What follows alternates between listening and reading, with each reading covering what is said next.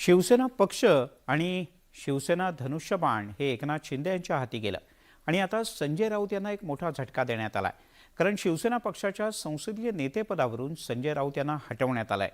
त्यामुळे ठाकरे गटाचे चाणक्य बनलेल्या संजय राऊत यांच्यासाठी हा धक्का मानला जातो.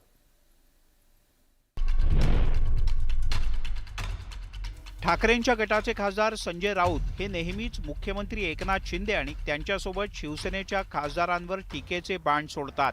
त्यामुळे शिवसेनेचे आमदार आणि नेते संजय राऊत यांना घेरण्याची एकही संधी सोडत नाहीत.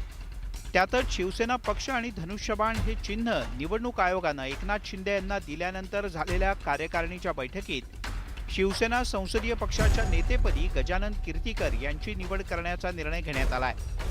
संजय राऊत यांना संसदीय नेतेपदावरून हटवून कीर्तीकर यांची निवड करण्यात आल्याचं शिवसेनेकडून लोकसभा अध्यक्षांना लेखी स्वरूपात कळवण्यात आलं आहे. शिवसेनेच्या या खेळीवर संजय राऊत यांनीही पलटवार केलाय.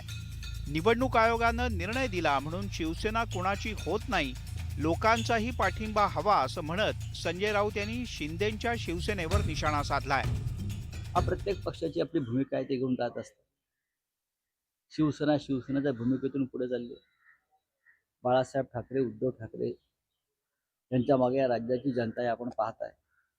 कोणाला धनुष्यबाण मिळालं, कोणाला पक्षाचं नाव कागदावर मिळालं म्हणून त्यांचा पक्ष होत नाही.